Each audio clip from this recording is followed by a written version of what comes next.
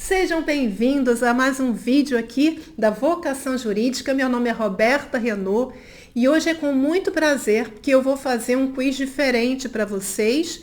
Vai ser um quiz onde eu vou apresentar a situação hipotética e a resposta no mesmo vídeo sob a espécie de um tutorial. Olha que loucura! Depois você me diz o que você achou desse vídeo, tá? Então, é inspirado na minha turma. Eu estou encerrando o curso do criminalista na lei de drogas e na última aula nós falamos sobre recursos.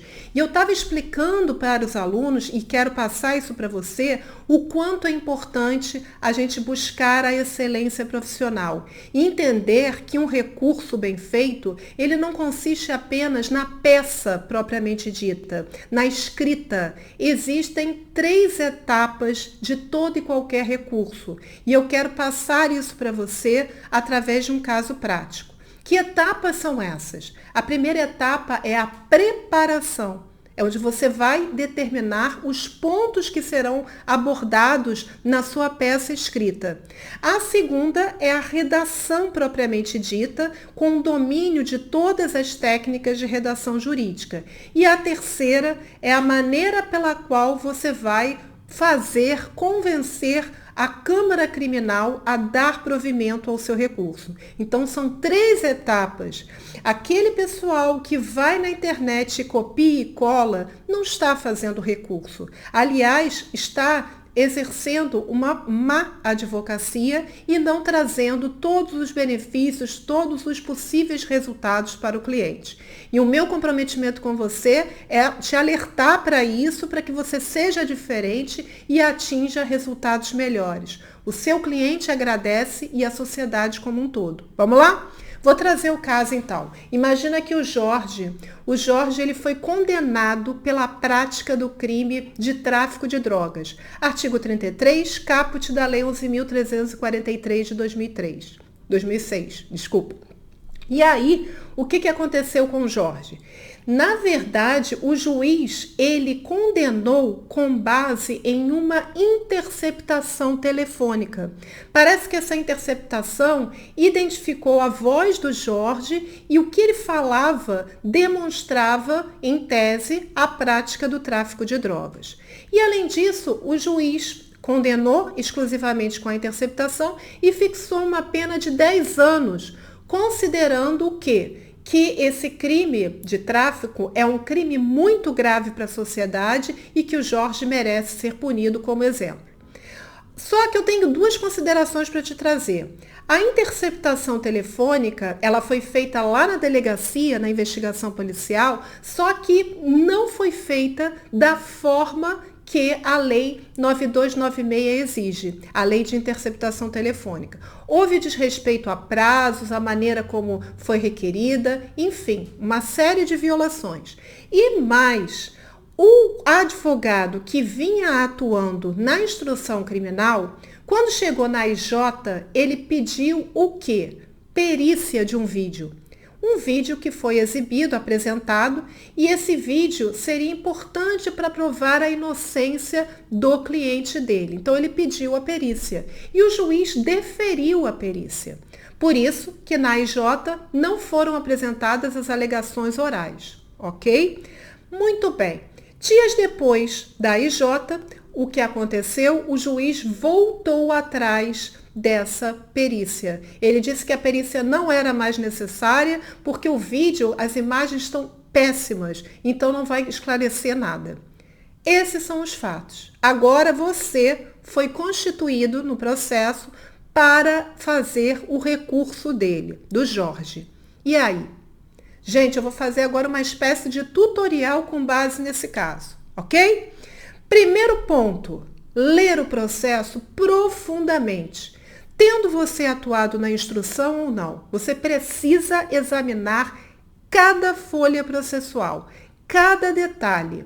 Isso é de extrema relevância, porque é com base nessa leitura que você vai identificar o que você vai fazer nesse recurso, qual é a sua finalidade, o que você objetiva com o recurso de apelação, tá? Então, primeiro ponto, estudar profundamente o processo. Segundo ponto, Que forma eu posso apresentar esse recurso? E qual a melhor maneira para o meu cliente? Vamos lá. Como que a gente faz um recurso? A gente tem duas peças. A primeira é a chamada peça de interposição recursal. Então, nela, eu vou dizer que eu quero recorrer e que estou inconformada com a sentença penal condenatória. E a segunda são as razões de apelação, os fundamentos de fato e de direito que levarão à absolvição do meu cliente ou à desclassificação do crime ou à diminuição da pena e etc. Né? O Código de Processo Penal, ele permite que a gente apresente a peça de interposição e as razões de apelação tudo junto, no mesmo prazo. Mas também permite que eu apresente, em primeiro grau, a peça de interposição. Então, eu digo que estou inconformada com aquele recurso, que estou apelando, mas as razões de apelação eu vou apresentar em segunda instância. É o artigo 600, parágrafo 4º do Código de Processo Penal. Então, eu tenho que ver se, no caso em concreto, eu posso apresentar separadamente essas peças e se é mais vantajoso para o meu cliente apresentar as peças assim. Vamos no Jorge. O Jorge está respondendo, foi condenado por tráfico de drogas. A lei de drogas permite a aplicação subsidiária do CPP. Então, eu posso sim apresentar a peça de interposição recursal, dizer que eu vou recorrer e que eu vou apresentar as razões de apelação em segunda instância. E deixar para apresentar as razões, os fundamentos, só lá em cima, quando já estiver no tribunal. É permitido, sim. Se fosse de ECRIM, não seria permitido, porque o artigo 82 da Lei 9.099, que fala dos juizados, diz que tem que ser tudo junto. Peça de interposição e razões de apelação. Tá, então eu já sei que no caso do Jorge eu posso apresentar. Mas será que é melhor para ele? Aí eu tenho que pensar, ele está preso. Se eu apresentar as peças separadamente, esse recurso vai demorar um pouco mais para ser julgado. Será que vale a pena se o meu cliente está preso? Depois, eu tenho que ver uma vantagem que é muito grande quando eu apresento a peça separadamente das razões. Veja bem, eu falei para vocês que essas razões recursais são apresentadas em segunda instância, né? Os fundamentos.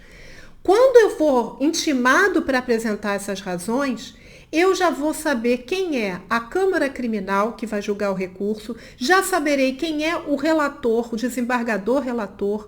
Então, eu tenho uma vantagem. No momento que eu for apresentar as razões de apelação, eu já posso ver qual o posicionamento daquela Câmara Criminal que vai julgar o meu recurso e trazer jurisprudência favorável, se tiver, claro.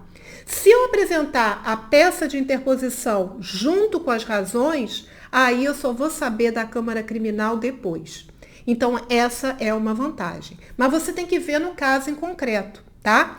Imagina que o Jorge está preso já há um bom tempo e ele quer ver a situação resolvida logo. Então, talvez, conversando com ele, né, não seja a melhor solução. Você resolve apresentar as duas peças juntas, a de interposição e as razões de apelação, ok? Então, primeiro passo, estudo profundo. Como que eu vou apresentar o recurso é o segundo passo. Terceiro passo, que é o mais importante.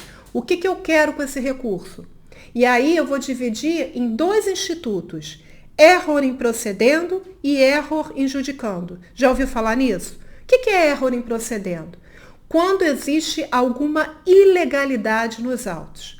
Quer porque o juiz não praticou os atos processuais da forma que o Código exige, o Código de Processo Penal ou a Lei Penal Extravagante, quer porque surgiu algum vício, alguma nulidade, alguma violação ao direito e garantia do seu cliente.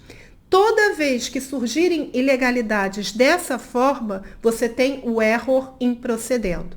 No caso do Jorge, eu trouxe duas. Eu falei para vocês que a interceptação telefônica, que serviu como condenação do Jorge, foi feita em desacordo com o que a lei diz, a lei de interceptação telefônica. Eu vou botar todos os dispositivos na descrição do vídeo e nos comentários também, tá? Por hora, eu quero que você preste só atenção no que eu estou falando. Então, eu disse que essa interceptação não foi em consonância com o que a lei determina. Então, ela se torna ilícita e tudo que foi extraído dela não pode ser utilizado para a condenação. Então, isso é error in procedendo. Da mesma forma, quando eu peço uma perícia, o juiz defere e depois volta atrás, lá na audiência de instrução e julgamento que eu falei, ele está violando a ampla defesa e o contraditório. Isso é uma ilegalidade também. E isso é error in procedendo. Então, eu já vou abrir o meu recurso com uma preliminar, duas preliminares, falando de ilegalidade. Sempre que tiver ilegalidade, é na forma de preliminar. Na primeira, eu vou dizer que a interceptação telefônica foi ilegal, a prova é ilícita. Na segunda, eu vou dizer que aquela perícia merece ser realizada, né? Então, é também uma preliminar, error in procedendo. Além do error in procedendo, eu tenho uma outra finalidade no recurso, que é o error in judicando. O que é isso? O juiz não cometeu nenhuma ilegalidade. Não se trata disso, mas ele valorou a prova de maneira diferente. Então, repara, mesmo que aquela interceptação telefônica fosse lícita, ainda assim ela é insuficiente para uma condenação. Eu entendi que não era suficiente e o juiz entendeu que era suficiente. Então, quando há um erro na valoração da prova, a gente fala de error in judicando. Então, nessa parte, o que eu vou colocar? Um mérito. Eu vou pedir a absolvição do meu cliente, subsidiariamente, ou seja, se o juiz considerar que ele merece ser condenado, eu vou pedir, por exemplo, que desclassifique do tráfico para o tráfico privilegiado, e aí vai ter uma causa de diminuição de pena. Aí posso fazer um novo pedido subsidiário. Se o juiz se os embargadores, no caso, né, manterem a condenação do meu cliente, o que eu vou fazer? Eu vou pedir a diminuição da pena. Lembra que eu falei que a pena foi aumentada para 10 anos com base na abstração? Então, houve um desrespeito aí ao próprio artigo 59 do Código Penal, que fala da dosimetria da pena. Repara que são todos pedidos subsidiários. Então, do melhor para o mais ou menos para o meu cliente. Qual é o melhor? Que aquela prova seja considerada ilegal, né? Então, as preliminares são as mais importantes. Agora, caso vossas excelências não concordem com as preliminares, aí você vai examinar o mérito, aí vai pedir a absolvição. Caso não concorde com a absolvição, você vai pedir a desclassificação.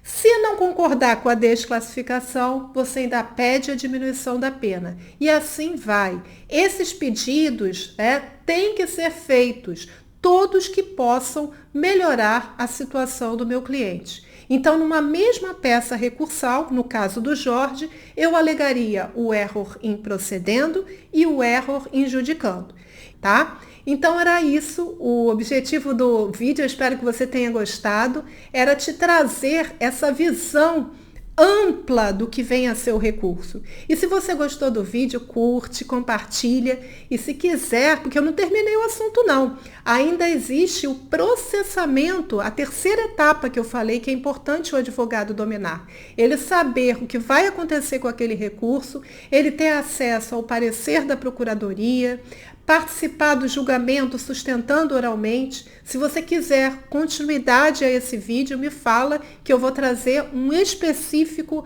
para o processamento recursal, tá bom? Até a próxima semana com um novo vídeo feito sempre com muito carinho para você. Beijo grande, fica com Deus, tchau!